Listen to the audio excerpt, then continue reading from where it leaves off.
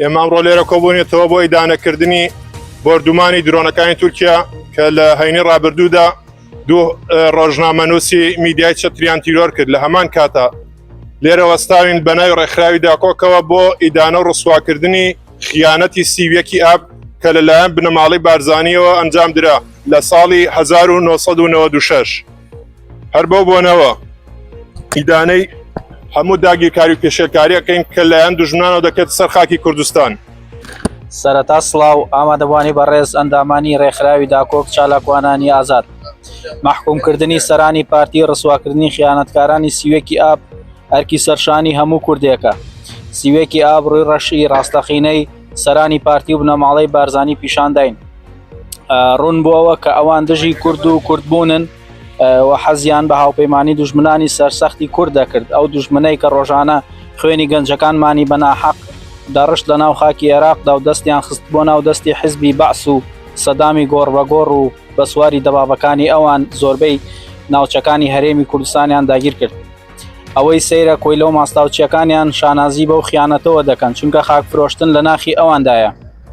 ئەوان ئێستاش هاوپەیمانن لەگەڵ دوژمنانی کورد و کوردانی باکوور و پلاندا دەڕێژن بۆ شەیدکردنی کوردە شۆڕژگێڕەکانی باکوور.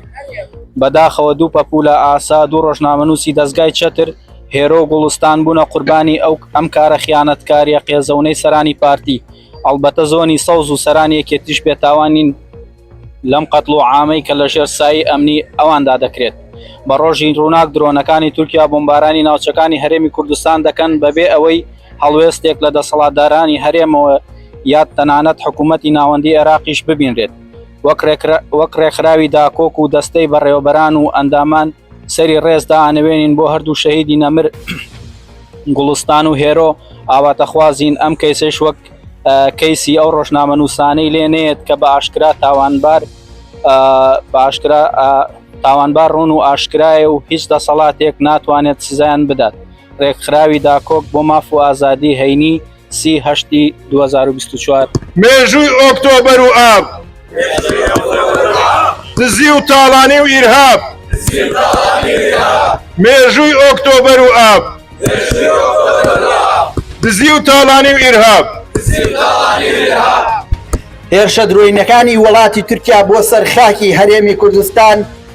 یاریەکی شەترەنجی زۆر کوشندەیە. درۆنەکانی تورک لە ئاسمانی کوردستاندا بەردەمی تیشکی خۆریان گرتووە و ڕووناکی ڕۆژیان کردووە بە شەو. ئۆردوگان بە سیخوڕەکانی بە درۆنیەکانی بە چەتە و جاشەکانی سەرقاڵی ڕاوننانی خەونی ئازادی کورتە لە هەرێمی کوردستاندا. ئامانجی تورک نقومکردنی گەلی کووردە لە دۆخی ترس و دڵڕاوکێدا بێدەنگی بەناو حکوومەتی هەرێمی کوردستان سەرانی پارتی و یەکێتی کەڕولاڵی دەوڵەتانی جیهان لە ئاست ئەم تاوانەدا لە خاکی کوردستاندا دەکرێت. بەڕاستی بە هەموو شێوەیەک ئێمە وەکو ئەندامانی ڕێکخراوی داکۆک چۆنەڵە ئیدانەیەکەین بەکارێکی نابنەوەڤانە و نابەرپرسانەی دەزانین. ڕۆژێکی پڕ لە خیانەتە بەداخەوە دوای 28 ساڵ لە ڕۆژێکی وەکو ئەمڕۆدا پارتی دیموکراتی کوردستان و بنەماڵەی بارزانی ئیزبی باسییان جارێککە هێناوە هەرێمی کوردستان بەداخەوە سەر ڕای ئەو بە هەزاران شەهید و ئەنفال و کیمیاباران ئەو خیانەتە گەوران ئەنجام داوە پەڵەیەکی ڕەشە لە نێوچاوانی بنەماڵەی بارزانی. ئەوەی جێگەی داخەوە تاوەکو ئێستاش 28 ساڵ تێدەپەڕێت بنەماڵەی بارزانی بەردەوامە لەو خیانەتە جارێککە پێسوپای تورکیا کەوتووە بۆ کوشتنی براکانیان و سیخوڕیکردن بەسەر وڵاتپارێز و ڕۆژنامەنووس و ڕۆژنامەنووسانی کورد. بە درێژای مێژوو گەر بگەڕینەوە بۆ مێژوو کورد لەوەتی هەیە نەیتوانیوە خۆی پێبگەێنێت دایمان لەژێر هەژمونی وڵاتانی تر بووە بە تایبەتی پارتی وێچێتی کە هاتوونەتە سەر حکم هەردووشیان دەستەڕۆی دەستی وڵاتانی ترن ئەو لا ئێرانە و ئەو لاش تورکیا هەمومان ئەو ڕاستی دەزانین ئەوە کۆڵی لێ ناکرێت. بەڵام بەداخەوە ئێمە یعنی هەمووەکو میلەتی کورد هەمووەکو حەزبیش نەماتوانیوە ببینە نموزەزەکی باش بۆ حکومڕانی چکە ئێمە سیستەمێکمان نییە کە بتوانێت ئەم وڵاتە بەڕێوە بەرێت. ئێمە بە سیستەم کار ناکەین بنەماڵە دەستی گرتووە بەسەر هەموو ڕێزکەکانی حکومڕانی بنەماڵە خێڵ ئەو بابەتانە وای کردووە کە دەوڵەتێک دروست نەبێ هێزێک دروست نەبێ یان وڵاتێک نیشتیمانێک دروست نەبێ بەداخۆ ئێمە هیچ سیستەمێکمان یەکەوا بکە بتوانین پشتی پێ ببەستین ئەوەی لە لای هەمومان ڕوونا ئەوە هەمومان دەیزانین چییە پارتی لە سەرەتای دروست بوونیەوە هەتاوەکو ئێستا تەنها کاری خیانەت و خیانەتکاری بووە لەگەلی کورد و خاکی کوردستان لە سەرەتادا دەستی ڕژێوی بەحسی گرت و بە دەبابەوە هاتەوە خاچی هەرێمی کوردستان لە ئێستاشدا دەستی دەوڵەتی تورکیا گرتووە و بە هەموو شێوەیەک هەوڵ دەدە خاکەکەمان تەسلیمی تورکیا بکە تەنها پارتی نیەکەوە لە سەرەتای دروستبوونیەوە کاری خیانەت بووێت ئەوە یەکێتیش لە چەند مانگی ئایندەدا خیانەتێکی لە پێشە و پێی دەڵێن 16 ئۆکتۆبەرکەوە 150 خاکی کوردستانی فرۆشت تیوەکی ئابڕۆژی هێنانی درەنجەترین هێزی داگیرکەرە بۆ ناو شاری هەولێر و داگیرکردنی ئەم خیانەتە بە پێشڕەوی چاوساغی بنەماڵەی بارزانی بە تایبەتی مەسعود بارزانی ئەنجام درا بارزانی ئەنجام درا کە هیچ کات ناتوانێت ئەو مێژۆ ڕەشوە بسڕێتەوە نکۆڵی لێ بکات هاوکات لەگەڵ ئەوەشدا تیرۆرکردنی دوو ڕۆژنامە نووسی کورد لە 23 ئابی ئەم ساڵدا هاوشێوەی خیانەتی سیویەکی ئاب ئەو پەڵە ڕەشە لە سیویەکی ئاب تۆختر دەکات بەس ژیانی گەلتاوکەن بڕۆن و ئاش بەتاوکەن کوردستان بۆ وێرانە چەتە چەکی لە شانە ماچیگەل من سەردەشتم من سۆرانم من کاوە و بڕیاری جوانم من ڕێژوانم من گەرمیانم من سوورکێوی سەروە کێو و من ویدادی بادینانم من وشیاری مێزەر بەخوێن شەهیدی ئازادی و نانم من ئێوەم ئێوەش گەلێک من ئاوێنەی نیشتیمانم